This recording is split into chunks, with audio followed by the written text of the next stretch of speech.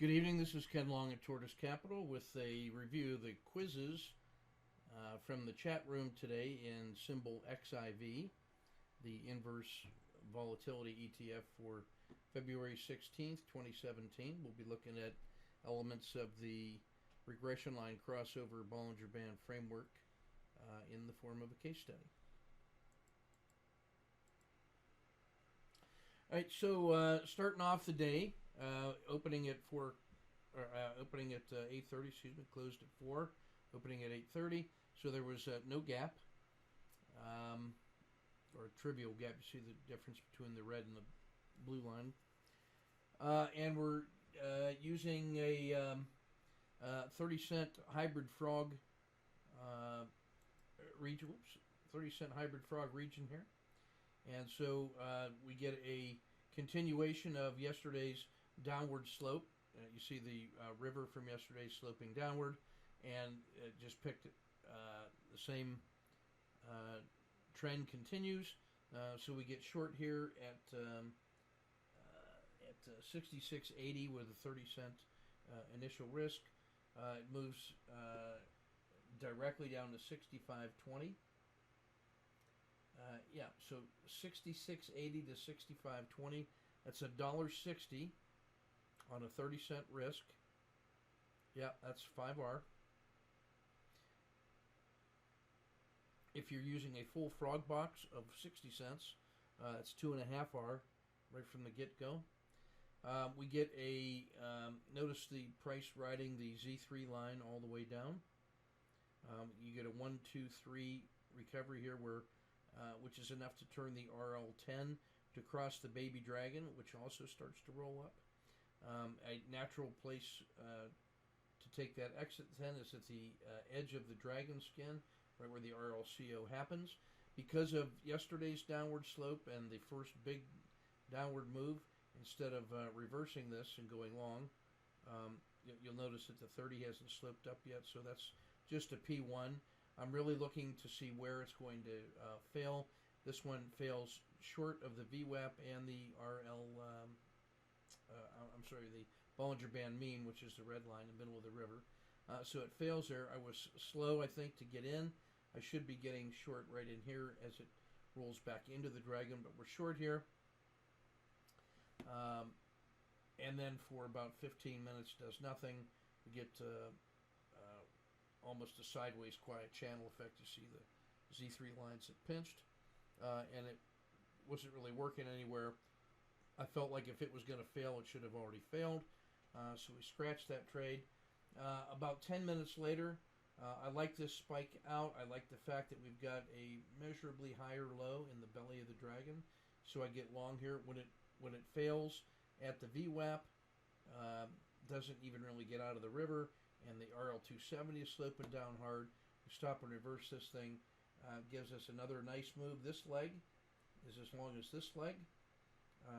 So go ahead and take the 1, 2, 3 exit right just before the RLCO. The RL10 has crossed the baby dragon, so this is a natural place.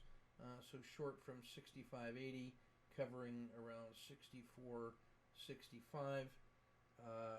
$1.15 on 60 cents, almost 2 more R. It's almost 5R in terms of execution risk. At the yellow dot, I've been using this to suggest places where you have to formulate your strategy pretty quickly. In my view, we haven't done a range stat move down yet, and so I'm still looking for this to roll over and fail. It's not quite an owl entry yet, but if this doesn't fail through the belly of the dragon, then I might be ready to look for an owl type move. But my strategy here really is to, I would like to see it climb all the way back to the Bollinger Band mean or the RL or the VWAP, and then on a failure as the RL10 rolls over, I'd like to get short for another leg.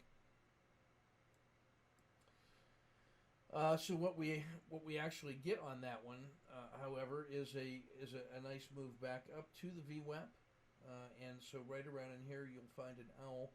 Now my suggestion to you here is, as you're learning to see these patterns and apply the framework, is take what looked like, in retrospect, significant moves, and then map all of the concepts that you know of to the chart, so they get used to seeing what those patterns look like.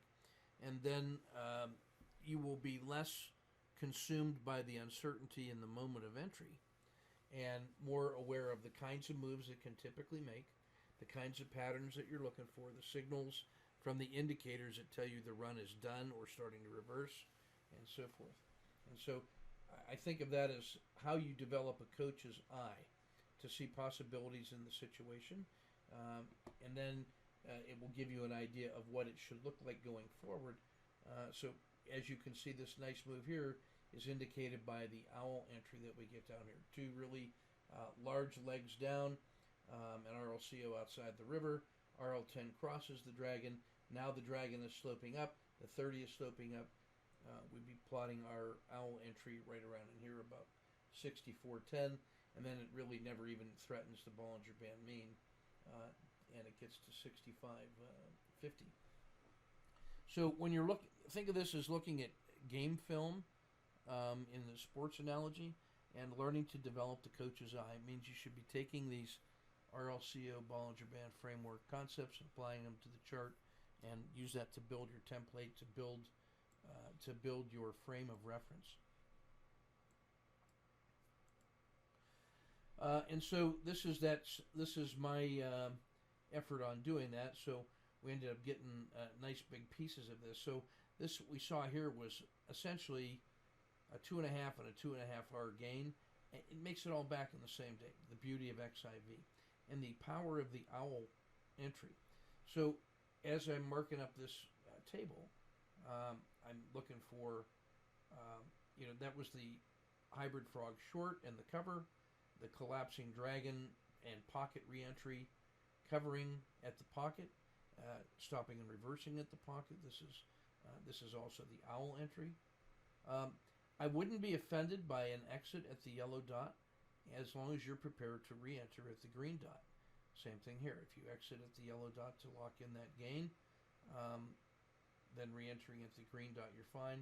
This is sort of the not later than exit on trying to believe on this one. You had a couple dragon horns and the RLXD, but if you had stayed long because you thought this was a nice move, this at least gets you out at scratch. Now, when you notice that this thing does not fail any further, and you'll see that the RL270 by this time has started to roll up, you then look at this as a pocket entry. As a continuation, we would call that leg 1, and then this is the pocket entry for leg 2. A second entry here. If you hadn't gotten long here, you certainly would want to get long here. That's pattern 4 in the RLCO. This, I wouldn't be offended if you took this exit here at the 90.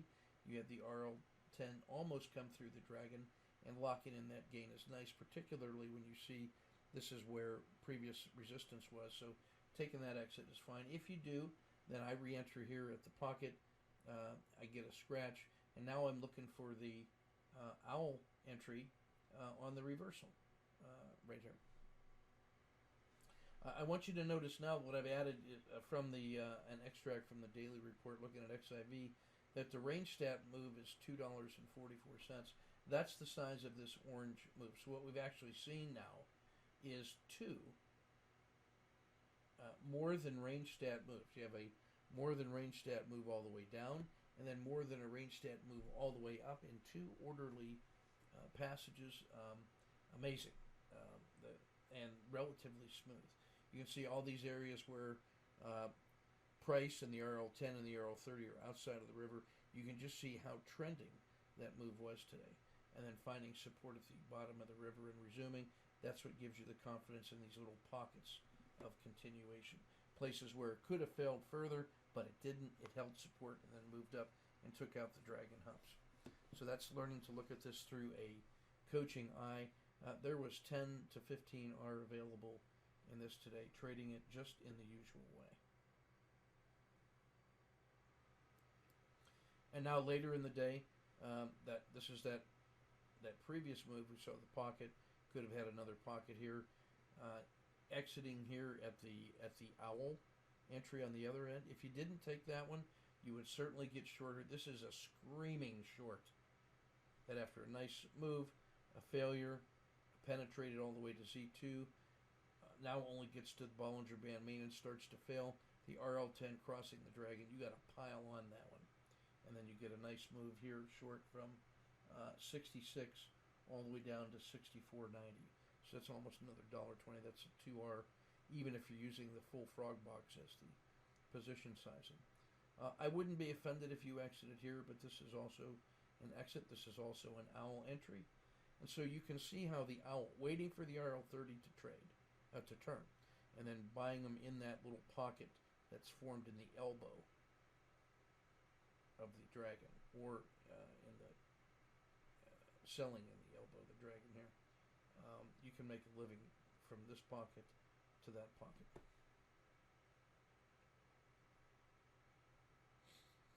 Here's a quick look at alternate positions now in EWW, the Mexican peso ETF, or the Mexican broad market ETF. So this is the open. Here's our 30-cent buffer, or 15-cent buffer, excuse me, in EWW. You get an owl entry with this as the stop. Get a nice orderly move during the day. Buy the pocket exit, or sell the pocket exit, and then short with the target of the VWAP, and then back to yesterday's close.